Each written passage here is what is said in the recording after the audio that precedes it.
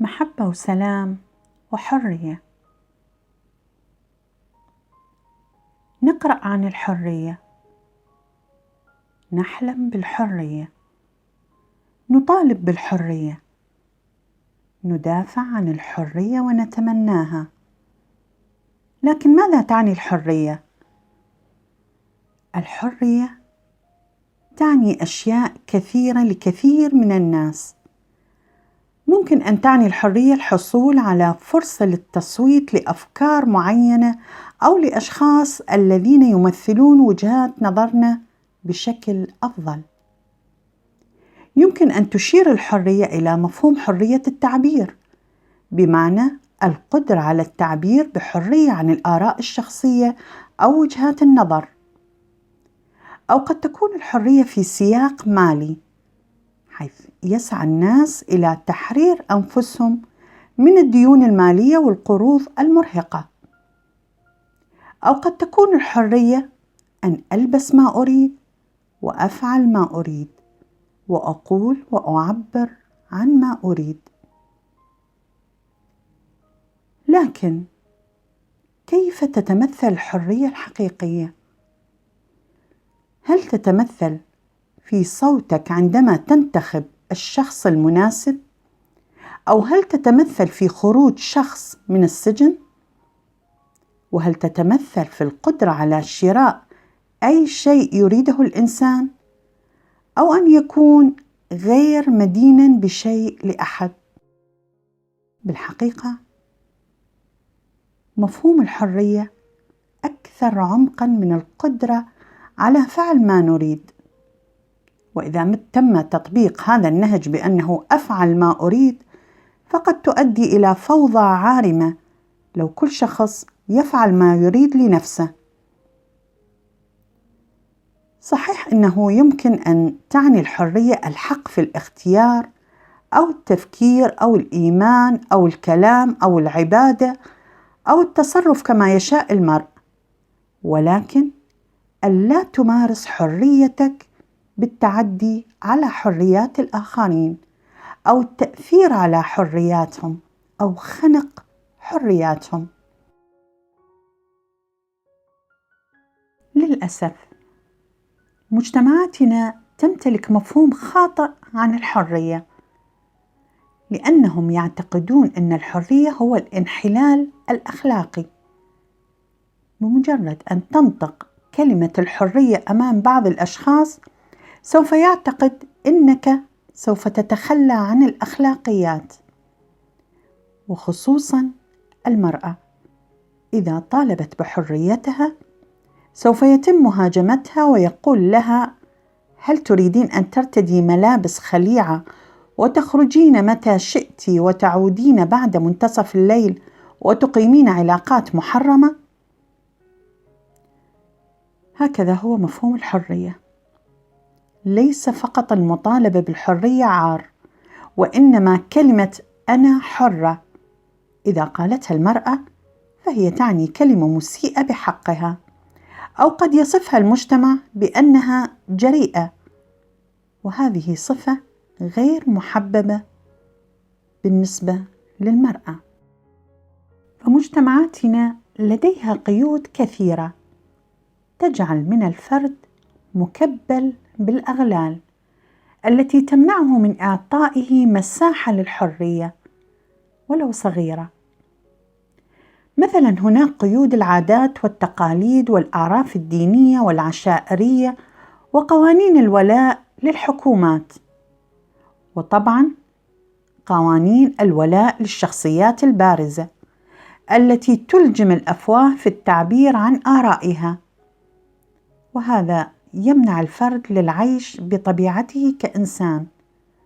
والكثير من القيود التي تحد من حرية الإنسان. فالعادات والتقاليد هي أطر من صنع المجتمع أو العشيرة أو العائلة الواحدة، ثم تصبح هذه العادات قوانين ثابتة لا تتغير مهما تغير الوقت وتقدم الزمن. وطبعا هي لا تعد ولا تحصى، وهناك عادات وتقاليد غريبة عجيبة تمتد جذورها من الأسلاف والقدماء. قيدت الإنسان بحيث يشعر بالعار إذا أراد أن يتجاهل واحدة من هذه التقاليد والعادات الذي يحكمها بين قوسين العيب أو لا يجوز. أما القيود التي وضعها الدين فحدث ولا حرج، فكل يوم تضاف حلقة لسلسلة القيود الدينية، وطبعاً أكثر هذه القيود هي للمرأة، بحيث تدخل الدين في أدق التفاصيل لطبيعة المرأة وتقييد استمتاعها بفطرتها الأنثوية، وهذا يحتاج لفيديو تفصيلي لأنه لا يسعنا الوقت لشرح ذلك. الدين الذي يشكل نسبة 99% من حياة الفرد في مجتمعنا للأسف لم يختاره الفرد، وهو غير حر باختياره ولا في النقاش بأحكامه وقوانين المقدسة. حتى بداخل عقلك لا يجوز مناقشة أي فكرة دينية، فعندما يتعلق الأمر بالدين أنت لست بحاجة لهذا العقل، فلديك من ينوب عنك بالتفكير. هناك مندوبين عن الإله هم يمثلونه، وهم من يصدرون هذا جائز وهذا غير جائز في كل الأمور الخاصة بحياتك، وإلا فأنت تتبع الشيطان. الشيطان هذا الكائن الخيالي الذي هو غريم الإله وسبب كل كوارث الأرض. أما بالنسبة لتقييد حرية الإنسان من قبل الحكومات، فهذه هي الطبيعة الغالبة في مجتمعاتنا، فقوانين الولاء للوطن والحكومة هي أشبه بالولاء للدين، فالحاكم هو بمنزلة الإله أو كيان مقدس، وأحيانا يكون أكثر منزلة بقليل، لأنه يستطيع تغيير أحكام الدين وإخضاع رجال الدين تحت سيطرته، ليكون هو الناطق الرسمي باسم الإله، أي هو الإله الأرضي، فكلامه لا يجادل ولا يعدل عليه ولا يعترض ولا يعارض. على العموم أنت مدين للسجن والسجان على جريمة لم ترتكبها، فنفذ ولا تناقش. إذن كيف يعيش الإنسان تحت كل هذه القيود؟ كيف له أن يعرف معنى الحرية؟ حتى وإن أعطيت له الحرية فهو لا يعرف التعبير عنها، لأنه يحمل مفاهيم خاطئة عن الحرية. فمثلا الكثير من الفتيات في مجتمعاتنا إذا أعطيتها الحرية سوف لا تعرف التعبير عنها أو الاستمتاع بهذه الحرية، فهي تعتقد أن الحرية هي أن ترتدي ما تريد وأن تشرب ما تريد وترتبط بعدة علاقات وتسمع الأغاني بصوت أعلى مما تتحمله طبلة الأذن وتصرخ بصوت عالي للتنفيس عن نفسها، لأنها تعرف أن للحرية مذاقاً حلواً، ولكن لا تعرف كيف تحصل على هذا المذاق، ولهذا نراها تتخبط بين ما تريد أن تفعله وبين ما تعلمته من المجتمع عن الحرية بشكل خاطئ. فعندما تتاح لها الحرية وتمارسها كما علمها مجتمعها الجاهل، سوف ترى أنها ما زالت مقيدة ولا تشعر بذلك الشعور الرائع للحرية كما سمعت عنه، وسوف يوجه المجتمع لها أصابع الاتهام ليقول لها: نعم، هذا بسبب ابتعادك عن دينك والتقاليد والعادات والحلال والحرام، فبئس لك ولحريتك. هذه الكلمات ليس قادرة على تحطيمها فقط، بل قادرة على تحطيم مجتمع بكامله وليس فردا. إذن لماذا لا نعرف التعبير عن الحرية؟ لماذا عندما تصبح الحرية متاحة لنا لا نجيد التصرف بها؟ أين الخلل؟ الخلل ليس بطريقة التعبير عن الحرية، ولكن الخلل عندما تعتبر الحرية هي حق من حقوقك. ربما تتساءل: إذا لم تكن الحرية حق من حقوقي، إذن ماذا تكون؟ لنأخذ مثالاً على ذلك.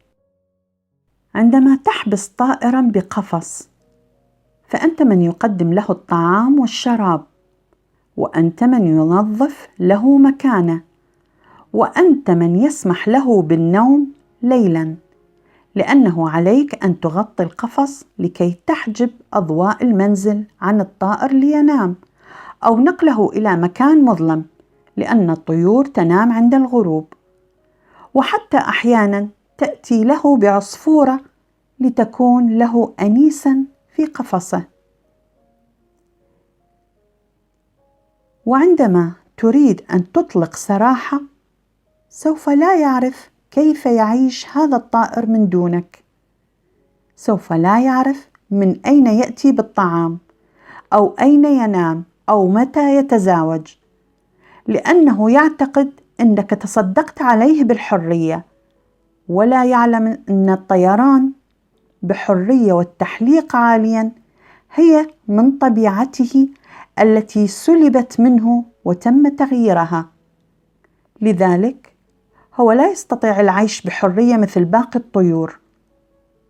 وكثيراً ما نسمع ونرى بعض الطيور تعود لأقفاصها لأنها فشلت بالعيش على طبيعتها كسائر الطيور. فالحرية ليست حقك المسلوب، وإنما هي طبيعتك، ولكن هكذا أرادوك أن تفهم لكي يتصدقوا عليك بها.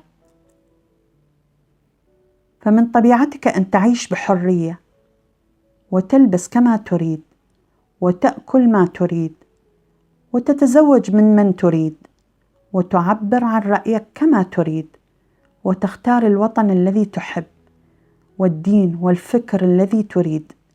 هذه من طبيعتك الفطرية كإنسان، كروح حرة.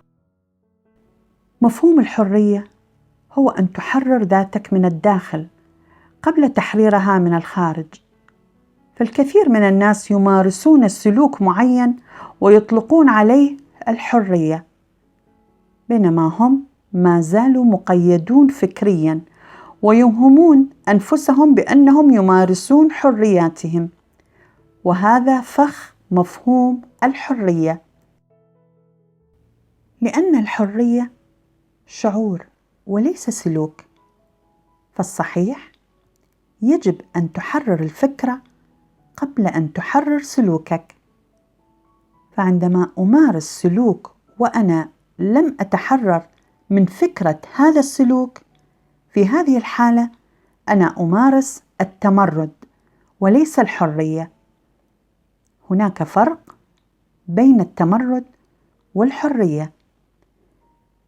فالتمرد هو سلوك يعبر عن التحدي، بينما الحرية هي طبيعة من المفروض أن نستشعرها ونتنفسها من الداخل.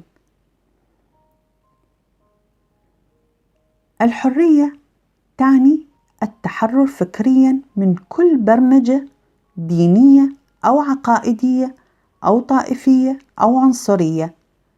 الحرية هو أن تسمح للآخر أن يعيش بحرية.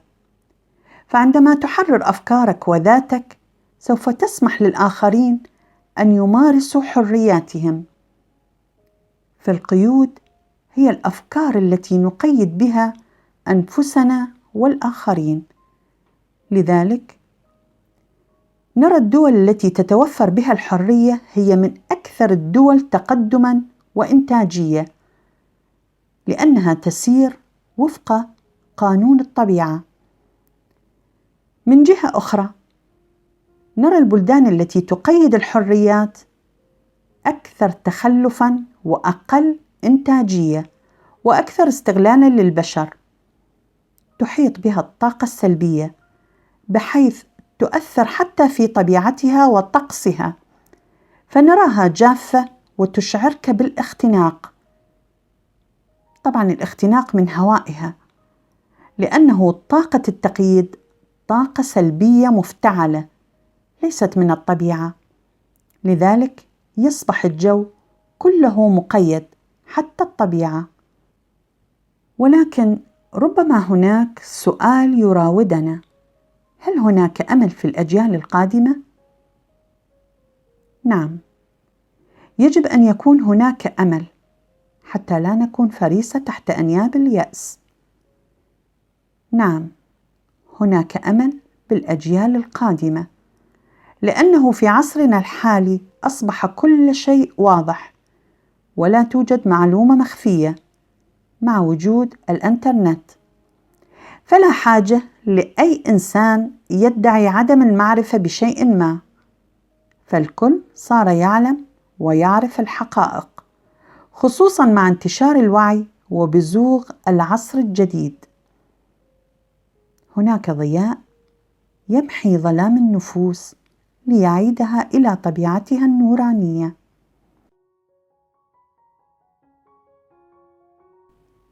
تقول عايدة البصري: أنت لست خائناً عندما تختار الأرض الذي تحب، ولست كافراً عندما تختار فكراً آخر، ولست فاسقاً عندما تكسر العادات والتقاليد، ولكنك تكون مجرماً بحق ذاتك عندما تقيد يديك بسلاسل مفاتيحها معك. كانت معكم الأخصائية بالصحة النفسية عايدة البصري.